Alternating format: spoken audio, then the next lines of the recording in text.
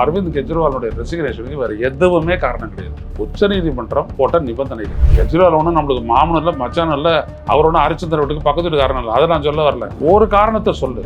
For news man like me, என் நாட்டை ஒரு பத்திரிகையாளருக்கு நீ சொல்லு, 10 பைசா எடுத்தோம் அந்த இது வந்துட்டு இது ஊழல் சம்பந்தப்பட்டதுன்னு காட்ட சொல்லு இடியால. அப்புறம் பேசிக்கலாம். சிசோதியாக்கு என்னாச்சு, சத்யேந்திர ஜெயினுக்கு என்னாச்சு, எல்லாரையும் வெளில அனுப்பிட்டீங்க, கடைசியா கெஜ்ரிவாலையும் வெளியிடுறீங்க. கவிதாக்கும் கொடுத்தாச்சு. அப்புறம் என்ன இருக்கு? பணம் இங்கே வந்தது, ஹைதராபாத்ல இருந்து மெட்ராஸ் வந்தது, மெட்ராஸ்ல இருந்து ஃபிளைட் ஏறி டெல்லிக்கு வந்தது, டெல்லியில இருந்து அது வந்துட்டு அப்படியே கோவாவுக்கு போனது, கோவால தேர்தலில் இறைக்கப்பட்டது. அப்படிதான் சொல்றிய.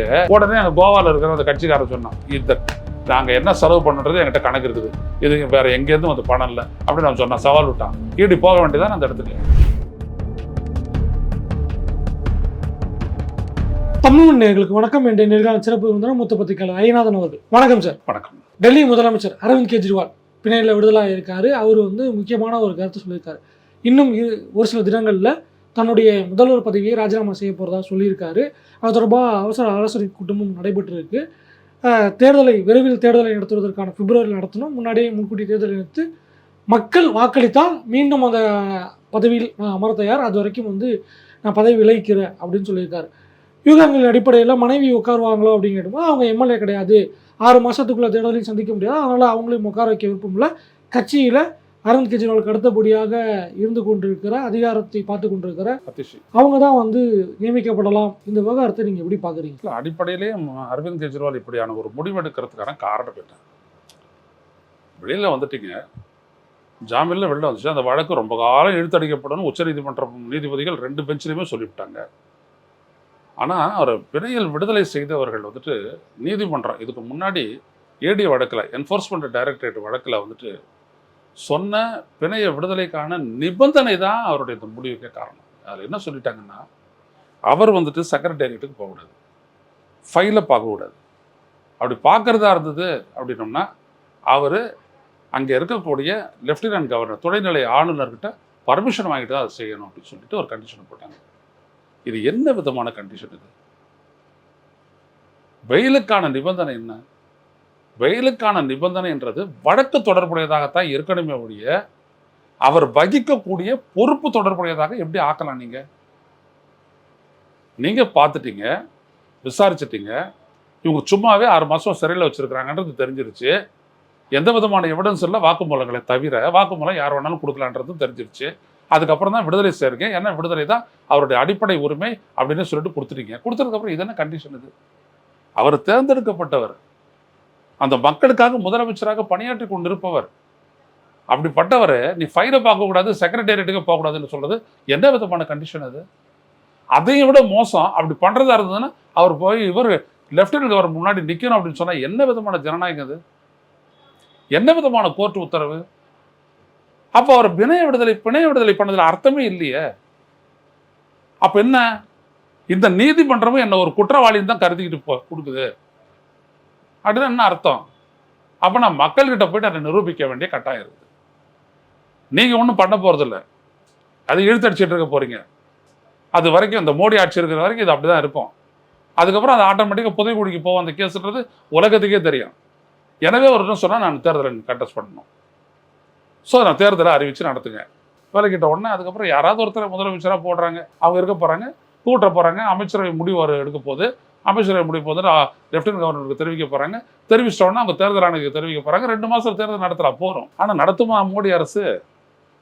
அது செய்யாது. இதில் இன்னொரு கேள்வி எங்கே வருது அப்படின்னா, காங்கிரஸ் அந்த கேள்வியை முன்வைக்கிறாங்க. அவங்க என்ன சொல்கிறாங்கன்னா, இந்த ராஜினாமாவை 6 மாதத்துக்கு முன்னாடியே செஞ்சுருக்கலாம், செஞ்சிருந்தா இன்னும் உங்களுக்கு ஒரு கூடுதல் அரசியல் அளவில் உங்களுக்கு கூடுதல் ஒரு மைலேஜாக இருந்திருக்கும், இது 6 மாதத்துக்கு முன்னாடியே செஞ்சுருக்கணும், இப்போ ஏன் செய்கிறீங்க அப்படின்னு அவங்க சொல்கிறாங்க. பாஜக என்ன சொல்கிறாங்கன்னா, அவர் பதவியை ராஜினாமா செய்வதுங்கிறதே தப்பை செஞ்சுட்டு ஒத்துக்கிட்டதுக்கான கன்ஃபெஷன் தான், தப்பை செஞ்சதை கன்ஃபெஷன் பண்ணியிருக்காரு அப்படிங்கிற ஒரு பார்வையில் அவங்க முன்வைக்கிறாங்க.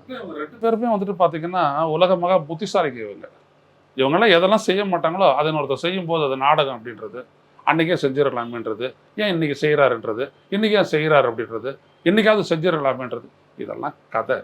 நான் என்ன கேட்குறேன்னா அதான் நான் சொன்னேன், அரவிந்த் கெஜ்ரிவாலுடைய ரெசிக்னேஷனுக்கு வேறு எதுவுமே காரணம் கிடையாது. உச்சநீதிமன்றம் போட்ட நிபந்தனைகள். அதை அடுத்த சிபிஐ வழக்கில் அதே உச்சநீதிமன்றத்தினுடைய வேறு 2 நீதிபதிகள் அவங்க 2 பேரும் என்ன சொல்கிறாங்க அப்படின்னா, பூஜன் அண்டு இன்னொருத்தரும் அவங்க என்ன சொல்கிறாங்கன்னா, இந்த கண்டிஷன் என்னன்னு எனக்கு புரியலை, I am seriously objecting to that அப்படின்ட்டாரு. ஆனாலும் வேற ஒரு பெஞ்ச் சொன்னதை நான் மாற்றலை, அப்படியே இருக்கட்டும்னு விட்டுறாரு. இதுதான் காரணமே. இதுதான் நான் இதை ஹைலைட் பண்ணியே நான் போட்டிருக்கேன் இந்த வீடியோ. இது தப்பானது. இது ஐ am seriously differ on this அப்படின்னு சொல்கிறாரு ஒரு நீதிபதிகள் கொண்ட பெஞ்சுன்னு. அப்புறம் என்ன சொல்கிறது நம்ம? அதை கண்டுக்கல இந்த 2 அரசியல் கட்சிகளும் இதுக்கு போகிறாங்க. இப்படி எல்லாமே கண்டிஷனை போடுவீங்க அப்படின்னு கேட்கறதுக்கு தெம்பு இல்லை, திராணி இல்லை. நீங்கள் பேசுகிறீங்க. அவர் ஒரு தேர்ந்தெடுக்கப்பட்ட முதலமைச்சர். 1 முறை 2 முறை இல்லை 3 முறை.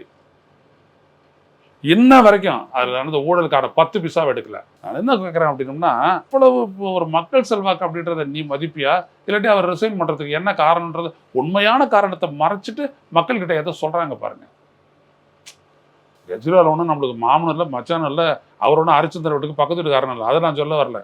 ஒரு காரணத்தை சொல்லு.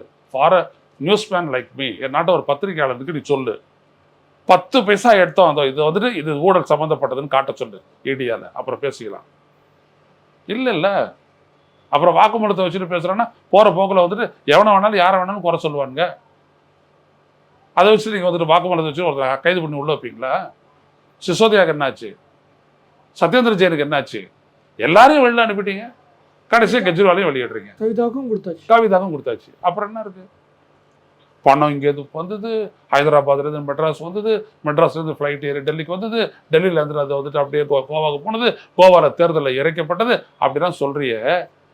உடனே அங்கே கோவாவில் இருக்கிற அந்த கட்சிக்காரர் சொன்னான், இந்த நாங்கள் என்ன செலவு பண்ணுறது என்கிட்ட கணக்கு இருக்குது, இது வேறு எங்கேருந்தும் வந்து பணம் இல்லை அப்படின்னு நான் சொன்னான். சவால் விட்டான். இடி போக வேண்டியதான் அந்த இடத்துக்கு போகல. இடி போவாது. அது அவ்வளோதான். அப்போ அதுதான் நான் சொல்ல வரேன். அப்போது ஒரு வழக்கில் ஒரு சீஃப் மினிஸ்டர் இயங்க முடியாத ஒரு நிலைக்கு கொண்டாந்து நீதிமன்றம் வச்சுனதுக்கு பிற்பாடு லெஃப்ட் வித் நோ ஆப்ஷன்.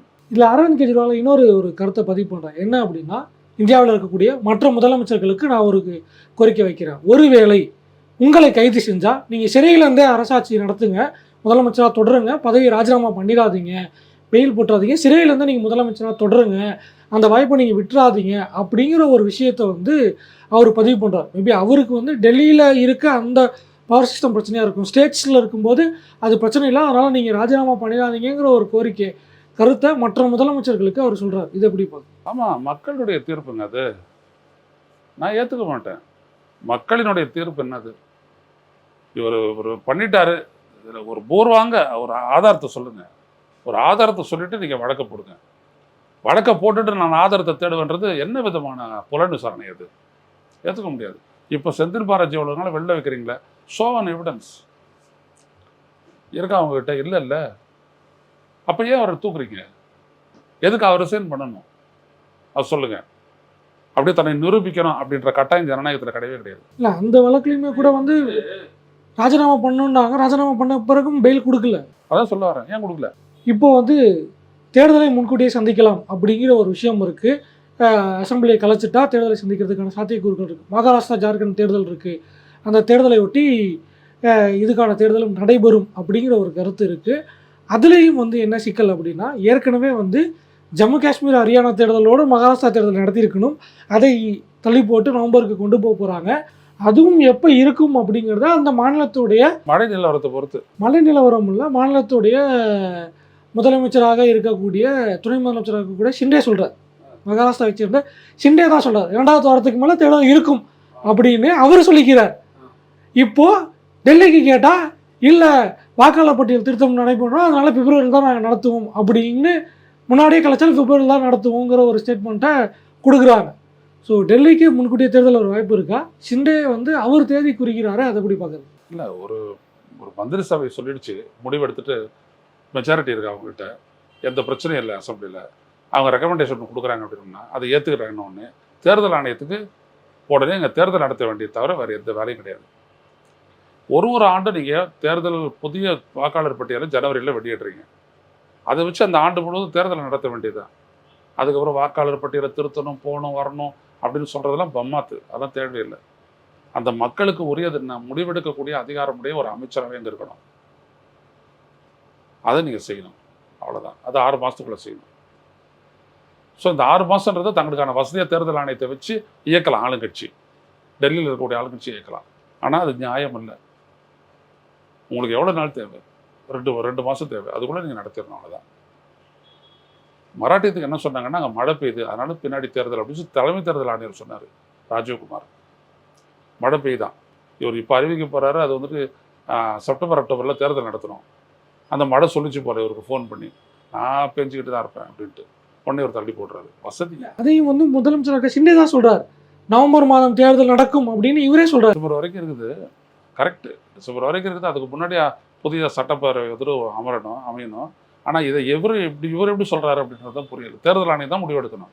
இவர் எப்படி சொல்றாருன்னு புரியல. ஸோ இந்த விவகாரம் அப்படிங்கிறத வந்து பாஜக எப்படி கையாளும் அப்படிங்கிற ஒரு விஷயம் இருக்குல்ல சார். இப்போ வந்து அரவிந்த் கெஜ்ரிவால் வந்து இப்போ வல்லரபுளாக இருக்கார், அவங்களுக்கு ஒரு வீக்கஸ்ட் லிங்க் கிடச்சிருக்கு. அப்படிங்கும்போது இதை எப்படி வந்து அவங்க ஹேண்டில் பண்ணுவாங்க அப்படிங்கிற ஒரு கேள்வி இருக்குது. இன்னொன்று, இந்த பக்கம் இந்தியா கூட்டணிக்குள்ள அரவிந்த் கெஜ்ரிவால் இருந்தாலும் காங்கிரஸ் இதை ஹேண்டில் பண்ணுறது எப்படி இருக்கும் அப்படிங்கிற கேள்வி கேட்குறேன். ஹரியானாவில் அவங்க வந்து ஃபேஸ் பண்ணுறாங்க, இப்போ டெல்லிக்குள்ளேயும் அவங்களுக்கு ஸ்ட்ரகிள் இருக்குது. அப்படிங்கும்போது இதை எப்படி இந்த ரெண்டு பேர்த்தையும் கெஜ்ரிவால் ஹேண்டில் பண்ணுறதுக்கான பாசிபிலிட்டிஸ் எப்படி இருக்குங்கிற ஒரு பார்வையும் இருக்குது. கெஜ்ரிவாலுடைய அரசியல் முழுக்க மக்களை சார்ந்து தான் நிற்குது. பாஜகவினுடைய அரசியல் எப்பொழுதுமே தேர்தல் ஆணையம், வாக்குப்பெட்டி, வாக்கு யந்திரம் இதெல்லாம் சார்ந்து தான் நிற்க போகுது. காங்கிரஸை பொறுத்த வரைக்கும் தெரியும், எப்பொழுதுமே திருசும சொல்கிறோம், எப்படி நல்லது, தங்களுக்கான நல்லது எப்படி செஞ்சுக்கிறது அப்படின்றதே அவங்களுக்கு தெரியாது. ராகுல் காந்தியை தவிர அவங்க யாருக்குமே தெரியாது. அவங்க அந்த மாதிரி ஆட்கள். எனவே அதை விட்டுருவோம் அப்படியே. ஸோ இது மக்களோட கெஜ்ரிவால் அந்த நம்பிக்கையாகும் மக்கள்கிட்ட வச்சிட்டார். நான் உங்களை நம்புகிறேன், நீங்கள் என்னை பார்த்தீங்க அப்படின்னு ஒப்படைச்சிட்டாரு. முடிஞ்சு போச்சு, அவ்வளோதான். இந்த தேர்தல் நீங்கள் எப்போ பண்ணிங்கனாலும் ஜெயிக்க போகிறது கெஜ்ரிவால் தான். ஒன்றும் பண்ண முடியாது, அவ்வளோதான். இதில் காங்கிரஸ் என்ன நினைக்குது, தேர்தல் ஆணையம் என்ன நினைக்குது அப்படின்றது எதுவுமே கிடையாது. அவங்களுடைய அதிகாரத்துக்கு உட்பட்ட வரைக்கும் எவ்வளோ தூரம் தள்ளி போட முடியுமோ தள்ளி போடுவாங்க. ஆனால் ஜெயிக்க போகிறதுன்னு கெஜ்ரிவால் தான், ஆம் ஆத்மி பார்ட்டி தான். இதுவரை எங்களோட கருத்துக்களை பயந்தமைக்கு நன்றி.